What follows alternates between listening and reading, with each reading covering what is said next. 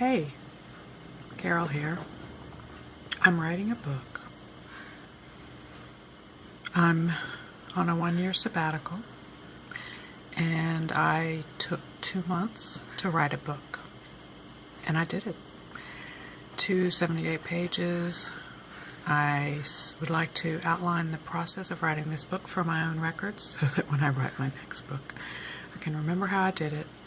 And I feel this one was a very successful attempt. It was my second big novel, with an opportunity to write another book which helps us neuroatypical individuals understand more clearly and be more inspired by what our purpose is, be less afraid, and be more joyful and happy in realizing that we have a lot more to be grateful for than what may have been imagined before.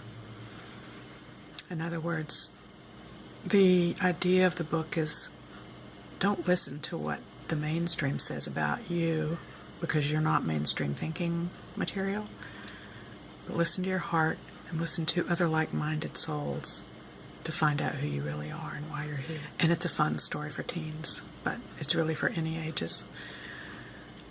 So the procedure was to think about the idea for many months and prepare for my 2 months at least for the writing process to get the first typed draft. That's the goal, the first typed draft, which has been, proofed for spelling and formatted and, ready to publish. Of course, you're going to then reread it and maybe restructure a few things, or maybe restructure it intensively, depending on how things go. But then I sat down for maybe a week, outlined all my ideas, organized them. After the week, maybe it was 2 weeks, for your leisure time, you would do research, maybe an hour a day, and start to understand. Like I did a lot of research on psychology and learned about different neurotypes. And then I spent the most time on the psychopaths because that was the opposite of what my protagonists were. So I wanted to understand the yin and the yang and teach, the dangers of the psychopath. But anyway, that's a sideline. But I'm just giving you an example how I did a lot of research on many, many different topics related to my book. And as well, for my leisure time, again, I always use my leisure time productively. For example, I watched a lot of, I think it's pronounced shoujo anime, where it's like from mangas that have a theme of relationships, not necessarily action and fighting, which is mainstream, but more relationship oriented, like say teen romance at high school. There's a lot of shoujos about that. So that's my genre as well. The young mind that's perpetually awakening. And we are all teens in high school, in life, because we're among our peers. And we're always seeking out like-minded people and constantly awakening, constantly learning new things and discovering who we are, which is a vast and infinite mystery. So I watched a lot of these just to get ideas for characters. And in fact, when I watched Fruits Basket, the guy that's in the very first Fruits Basket episode, he painted the little zodiac things.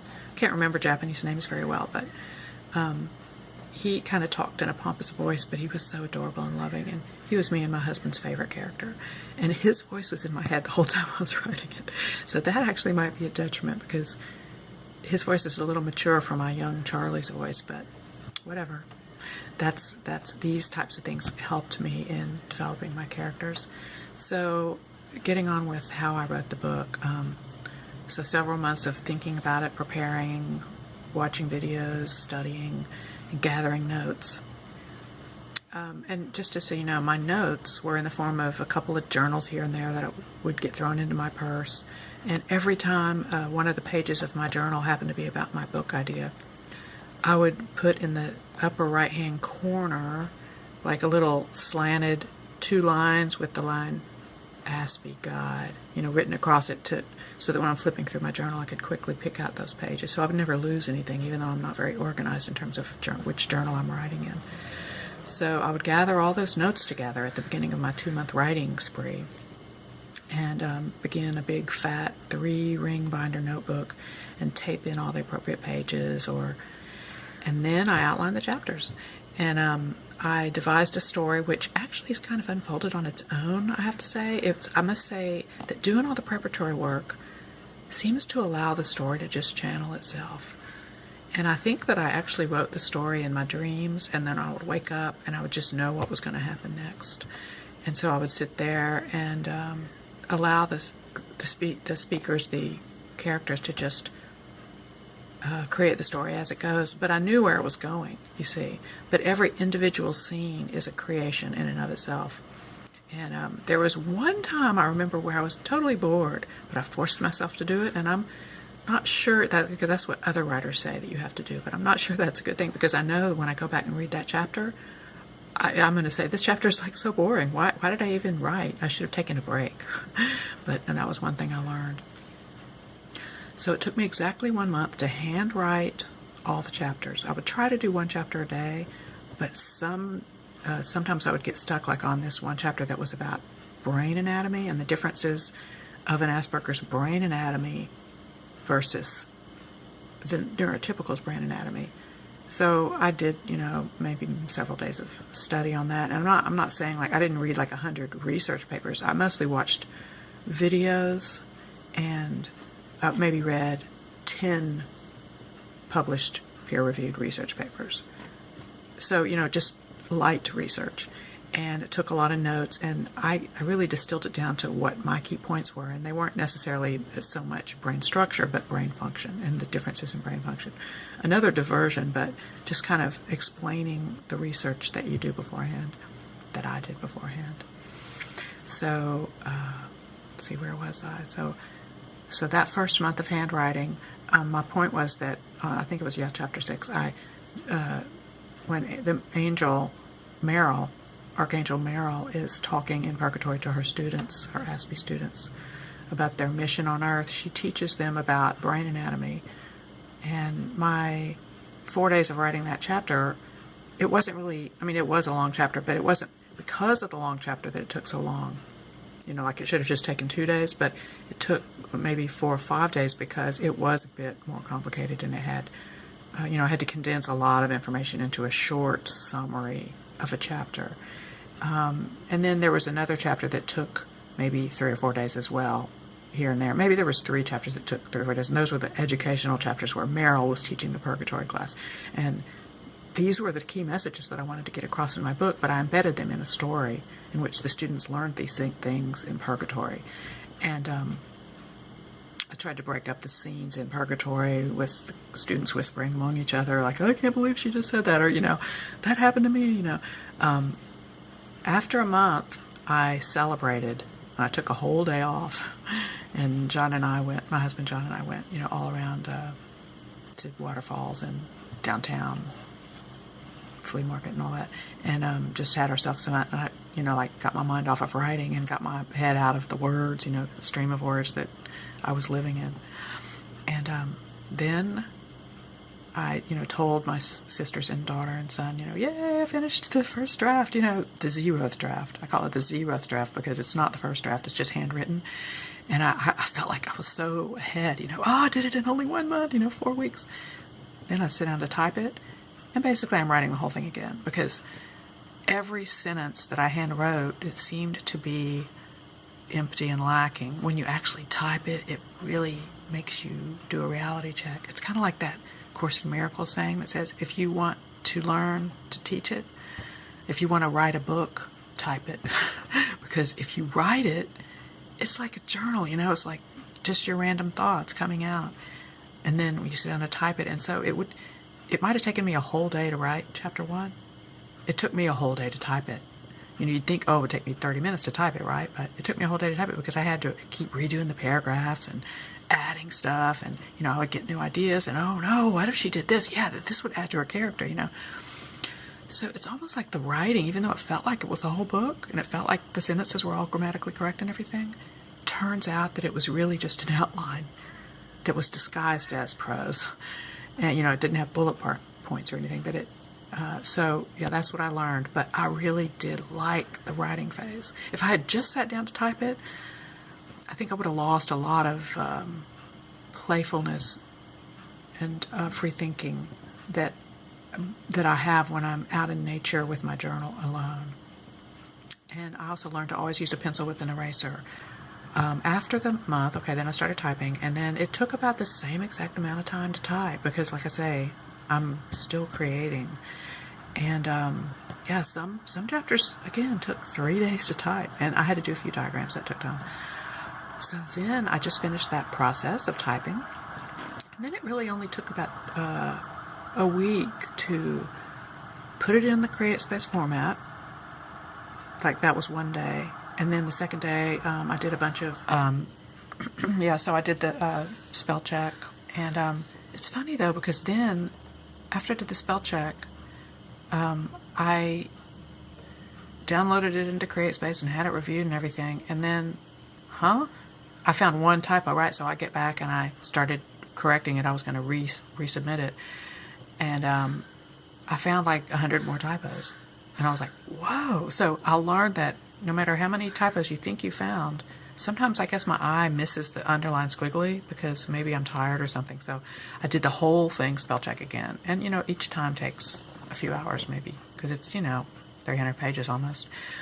And then so I got all the formatting right. So, like I say, this whole week I spent doing the formatting and submitting it to CreateSpace and proofing it and resubmitting it. So I probably submitted it 3 times total to CreateSpace. But it's like something about putting in the CreateSpace form and then reviewing it, like, oh, it's all done now. And then, there's always going to be more mistakes. So it seems like putting it on CreateSpace speeds that process up. And it doesn't cost anything to publish on CreateSpace. The only cost is having them mail you proof of the book. So if the book costs $10, you pay $10 shipping.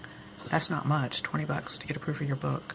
And my first little book that I published on CreateSpace, it was only $12 because it's like $3 for the book because it was much smaller and $8 to ship it. And it turns out that for that first book that I actually have experience publishing because I'm finished with the process, I did get the book and the paper color was wrong. I didn't like the quality. The font was wrong. When I saw the final print, the font wasn't readable because it wasn't thick enough. So some of the, like a C would actually be white at the top because it wasn't thick enough for the ink to make that C completely a C. It was like a half C. You had to kind of squint to read it. It looked kind of like a 10th Xeroxed copy. So I changed to a thicker font and white paper. And I think I still missed one typo, but you know what? That first book I published has one typo in it, and if anybody finds it, I'll give you a whole $1 just because you read the book. But the Amish say that every final artistic creation should have one mistake because that is an expression of how imperfect we humans are and how only God is perfect. So that's my excuse. It's a little Amish twist, although I believe that all humans are perfect. Even the psychopaths in their own way because they're here to teach us how to be vigilant. Just in case any, alien psychopaths take over and we'll be prepared because we know how to deal with the human psychopaths, protect ourselves from them. Right, okay. Little joke there, but in half seriousness. So after the 1 month of writing by hand, 1 month of typing it in, and again, 6-hour days, 12 hours a day, and then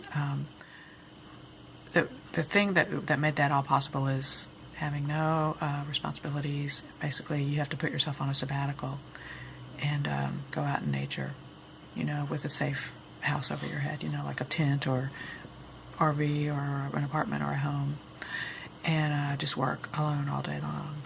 And then, at night, spend time with your loved ones. So then after CreateSpace, you tell it how much you want it to cost, and then so you finish your manuscript, and then, also I did the cover. That took maybe a whole week because I'm just not really that savvy with art programs, but I know exactly what I want, and I am an artist. And so I did a little mock-up, and I'm going to pay my daughter to actually do a good one because she's real good with manga characters and stuff. And plus I want her energy in it because she's like an amazing soul. And it would just be so much better with her artwork. So anyway, my mock-up artwork, you have to make it the perfect shape down to the pixel, 300 pixels by 800 pixels or whatever it is, the perfect size and everything. And then my dear husband helped me save it to PDF, and then I sent it off. So it's all very doable for the layperson like me. And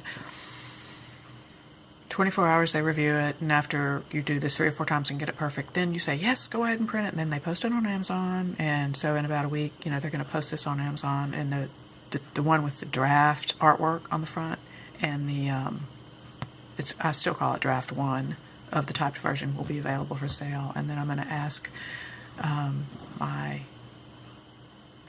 people in my network if they would read it for me. And I'm not sure if I can maybe do something for them in return, or give them credit in the book or something like that. But I have to figure out how to do that. I'm just doing one step at a time. But I wanted to outline the writing method, and then the plan for the rest of it, based on my previous novel, when I know there may be some structural problems, is after this first draft is read by at least 3, if not more, good people that I trust, that I need their opinion, especially the audience, which is Aspie's. So hopefully my son will read it and give me his feedback. And then maybe some of my acquaintances on YouTube, Aspie Network, will read it. And then maybe in a month, 2, 3 months, when the time is right, I'll gather the feedback together, sit down, roll up my sleeves, and work on it another week or month, however long it takes, to revise it with that feedback. Maybe clarify some points, maybe change some things that maybe if I made a mistake or incorrect, I'll be humbly happy to get that advice and put references if needed and so forth. But it is fiction after all. I might have to put a section in the back about where the information came from. That I'm just thinking out loud. See, it's always evolving, it's always improving. Well, thank you for letting me tell you how I wrote the book. I'm at 20 minutes, so I think I will sign off. And I want to, as always, wish you, may you be happy, may you be safe, and may you be loving, and may you be loved. May you be successful and prosperous and surrounded by nature and good electromagnetic fields. And may you know that you are worthy. Peace.